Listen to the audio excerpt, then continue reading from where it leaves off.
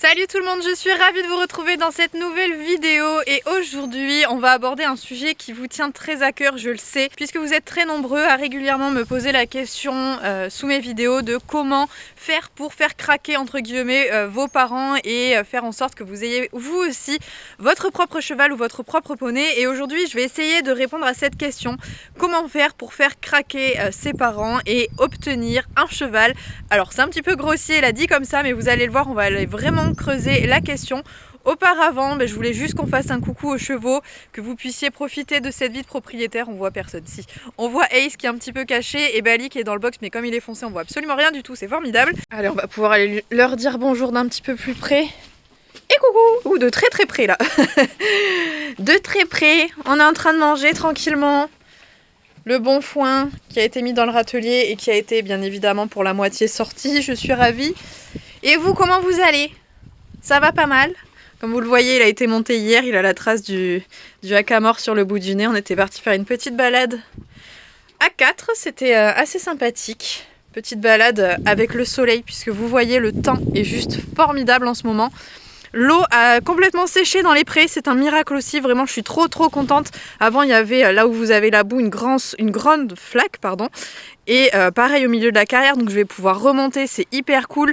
Là-bas pareil, il y avait des canards juste au bout de mon doigt, là il y a des canards, vous les verrez pas parce qu'à mon avis c'est beaucoup trop loin. Mais le pré était une véritable piscine et donc ils en ont vraiment bien profité, donc ça me fait plaisir qu'il n'y ait plus d'eau pour le coup. L'herbe elle repousse, il fait beau. Les chevaux étaient tranquillement en train de manger, quand je suis arrivée au pré ils étaient en train de grappiller l'herbe, je suis trop contente de ce temps.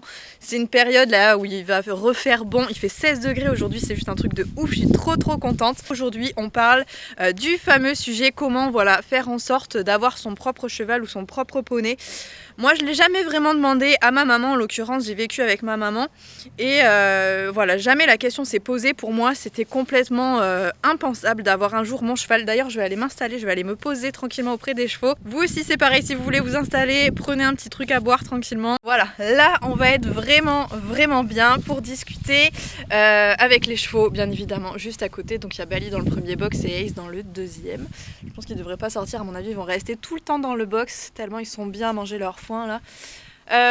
Donc comme je vous le disais, moi j'ai jamais eu besoin de demander à mes parents, donc à ma maman en l'occurrence, un cheval. C'est venu naturellement à elle en fait.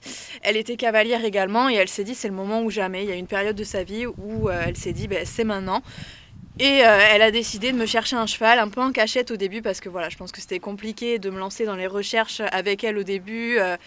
Je pense qu'elle avait peur que je sois déçue, des choses comme ça. Donc elle a commencé par faire ça vraiment en cachette, à essayer de m'acheter un cheval de club que je montais, que j'aimais bien, qui était en dépôt-vente. Bon, ça s'est pas fait au final, mais l'histoire vous la connaissez ou pas. Et si vous la connaissez pas, eh bien je vous invite à aller checker les premières vidéos que je vous ai fait. Et d'ailleurs il faudrait que je vous en refasse à ce sujet-là parce que je sais que vous êtes plein de nouveaux sur la chaîne et que vous n'êtes pas encore au courant de tout ce qui s'est passé. Bref. Tout est expliqué sur la chaîne, si vous voulez trouver les vidéos, vous allez les trouver, il n'y a pas de problème. Mais pour le coup, il y a plein de personnes qui cherchent à convaincre à tout prix leurs parents. Alors si jamais tu es dans cette position, eh bien déjà il y a plein d'étapes avant de devenir propriétaire. Je pense que c'est vraiment pas une bonne idée de devenir propriétaire du jour au lendemain, surtout si tu es jeune, préadolescent ou adolescent même. Je trouve ça déjà jeune et il faut un petit peu faire tes preuves. À mon avis c'est le meilleur moyen de les convaincre. C'est pas en faisant des caprices ou en leur réclamant un poney à tous les Noëls que voilà ça va être réalité. Et si c'est le cas, eh bien je trouve même que c'est trop rapide en fait. Il faut vraiment, il y a des étapes vraiment à passer avant pour être sûr que toi tu sois faite pour ça, parce que je pense que tu peux le voir dans mes vlogs, c'est pas forcément évident d'être avec les chevaux au quotidien, etc. Alors oui, quand ils sont dans une pension, dans un centre équestre, c'est relativement facile parce qu'il y a toujours quelqu'un qui est là pour s'en occuper. Et donc là, il n'y a pas trop de problème, si ce n'est l'aspect financier. Dans cette partie-là, t'as pas de charge mentale, entre guillemets. Voilà, t'as pas à te dire, punaise, il faut que j'aille tous les jours m'en occuper, il faut que je paye le foin, que je cherche un fournisseur de foin, que je cherche des granulés, etc. Comment je le stocke. Bon, là, il n'y a pas de problème, tout est géré gérer pour toi et ta famille. Et il n'y a que à verser de l'argent, mais combien d'argent? Ça sera, à mon avis, au moins 250 € et ça peut facilement monter à 500 voire 800 si vous êtes à Paris. Bref, les prix sont très très variables à ce niveau-là, mais c'est un très très gros engagement financier et c'est pour ça que tes parents veulent pas forcément que tu aies un cheval. Bien évidemment, ça implique une grosse responsabilité. Un cheval, ça vit 30 ans. Donc si vous achetez un jeune, il faut l'assumer pendant toutes ces années-là et imagine que tu t'en lasses.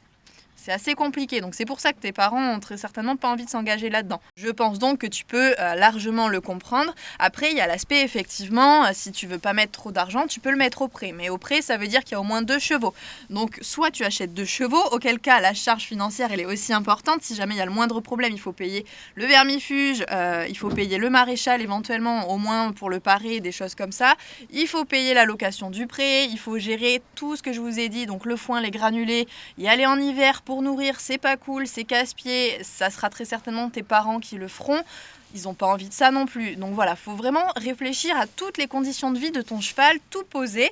Voilà, aller chercher toutes les informations au maximum et comme ça, mais déjà tes parents n'auront pas cette charge-là et tu leur auras donné vraiment toutes les informations nécessaires et ils pourront déjà se faire un avis un peu plus fondé et montrer que vraiment toi tu es hyper intéressé pour ça. Après, comme je te le disais, je pense que le plus intéressant, c'est vraiment que tu fasses tes preuves. Et comment faire ces preuves? Comment prouver que vraiment on est prêt à avoir un cheval et qu'on a la maturité pour l'assumer? Puisque c'est pas forcément toujours simple quand on est jeune. On peut penser que c'est un caprice. Alors on sait que la majorité des cavaliers ont envie de ça et c'est pas forcément un caprice. On sait que si on a notre cheval, on va vraiment le monter, s'en occuper très régulièrement parce qu'on adore ça. Mais c'est une très très grosse responsabilité et nos parents n'ont pas toujours confiance en nous à ce sujet-là parce que souvent on se lasse de certaines choses, voilà, ça passe vite, une fois qu'on a eu quelque chose, on passe à autre chose. Bref, c'est régulier, on le sait, on est tous comme ça plus ou moins. Et donc je pense qu'avoir une demi-pension ou un tiers de pension, c'est-à-dire sur un cheval de club ou un cheval de propriétaire, payer cette personne-là pour pouvoir le monter à moitié et que ce soit à moitié notre cheval en fait, tout simplement. Pouvoir le monter beaucoup plus régulièrement et ne travailler quasiment que lui. Ça, déjà, ça demande une implication. Alors, on n'est pas propriétaire, donc on a moins de responsabilités. Malgré tout, on va devoir participer à certains frais comme les frais de ferrure et également tout ce qui est entretien de la vie quotidienne du cheval. S'il est en pension, on va payer la moitié de la pension. Déjà, c'est un investissement financier qui est beaucoup moins important, mais moi, c'est ce que j'ai fait. C'est ce que ma maman m'a demandé de faire, entre guillemets. Je me suis pris une demi-pension au début sur une ponette de club et après sur une jument de propriétaire. Et en fait, je lui ai montré que j'y allais régulièrement, que je me lassais pas, parce que ça a duré plusieurs mois. Hein. C'est pas histoire de prendre une demi-pension sur un mois et voir que ça y est, t'as vu, j'y suis allée tous les jours, il n'y avait pas de souci. Non, ça marche pas comme ça. C'est vraiment sur plusieurs mois, montrer qu'on est investi, qu'on est intéressé, qu'on trouve des solutions pour y aller, même quand nos parents travaillent et qu'ils peuvent pas toujours nous amener, hein, parce que encore une fois, c'est une contrainte énorme pour eux. Vous imaginez pas, ils ont autre chose à faire que vous amener au centre équestre tous les 2 jours ou des choses comme ça. Donc essayez de trouver des moyens par vous-même, y aller en vélo, trouver des bus, des choses comme ça. Vraiment, essayez d'être un maximum autonome sur ce genre de choses et sur vos recherches. Plus vous aurez tout calculé, plus vous aurez mis de chance de votre côté. Alors après, bien évidemment, encore une fois, un cheval, c'est un investissement énorme. Et si vos parents disent non, c'est pour le bien-être avant tout de l'animal. Donc on les remercie pour ça.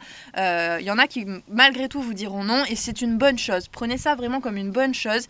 C'est que pour eux, financièrement, ça ne passe pas. Ou au niveau du temps, ça ne passera pas. Ils veulent pas s'engager. Ils veulent pas risquer de faire du mal à un animal. Ils veulent pas risquer de vous briser le cœur en le revendant, je sais pas, 1 an, 2 ans après, parce que finalement, ça passe pas. Je dis financièrement, mais ça peut être tout plein de raisons qui leur appartient. Ils ont envie de déménager d'ici peu de temps. Le cheval, c'est une contrainte, voilà, comme je vous le disais encore une fois, énorme. Vraiment, vous vous rendez pas compte, quand on est propriétaire, c'est un truc de fou. Donc voilà, essayez de vraiment tout poser à plat et accepter la décision de vos parents, vraiment. Si c'est non, eh bien c'est pas grave. Quand vous serez adolescent, quand vous serez en âge de travailler, eh bien vous pourrez commencer à avoir un petit job et penser par vous-même, essayer de trouver une solution pour pouvoir tout vous payer et être indépendant à ce niveau-là, ne pas avoir à dépendre de vos parents et forcément prendre vos propres décisions. Alors attention, encore une fois, c'est un investissement énorme. Je tiens à vous le répéter 110 000 fois dans la vidéo parce que c'est le cas et on prend pas ces décisions-là à la légère. Les chevaux ne sont pas des jouets. On s'amuse pas à les vendre, à les faire changer de famille. Un jour on en veut un qui dresse, le lendemain on en veut un qui saute. Le surlendemain on veut faire du cross et on s'aperçoit que notre cheval il est pas fait pour crosser donc on change. Non, vraiment on essaie d'avoir une stabilité dans la vie des chevaux. C'est pas évident pour eux de changer tout le temps de famille. Donc essayez d'être cool avec eux et de vraiment penser au bien-être de l'animal avant. Vous le savez, c'est une chose que je vous dis très régulièrement, le cavalier est égoïste par nature.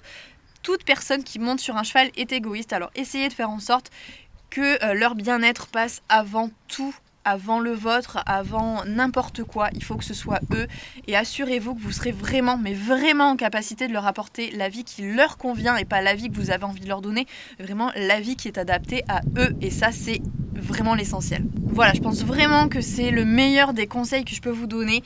Essayez de faire vos preuves. Avec une demi-pension, avec un cheval que vous allez avoir en location. Il y a plein de solutions comme ça avant de passer le pas de la grosse responsabilité de propriétaire, pardon.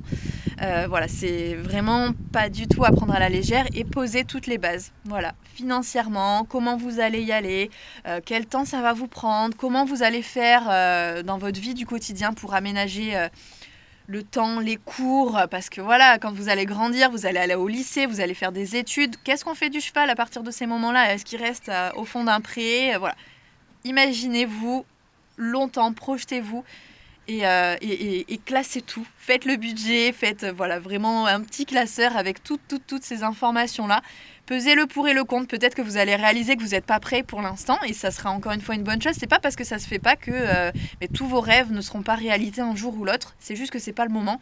C'est le meilleur des conseils que je peux vous donner, c'est vraiment de tout poser et de prendre votre temps. Rien n'est pressé, vous avez toute la vie devant vous et si c'est pas maintenant, c'est que voilà, votre cheval aurait été malheureux. Alors prenez le temps de bien l'accueillir, de faire les choses correctement. Allez, sur ce, eh bien je pense qu'on a fait le tour de cette petite vidéo. J'espère que mes conseils vous auront aidé, vous auront permis peut-être de réaliser que c'est pas forcément le bon moment ou que c'est le bon moment, et auquel cas je suis encore plus heureuse pour vous. Comme d'habitude, je vais vous inviter à vous abonner à la chaîne en cliquant sur la petite photo juste ici. Vous le savez, ça me fait toujours très plaisir et c'est très encourageant. On est de plus en plus nombreux et je vous remercie bien évidemment du fond du cœur. Allez, je vous fais à tous de très gros bisous et on se retrouve bien évidemment très vite dans une prochaine vidéo. Salut!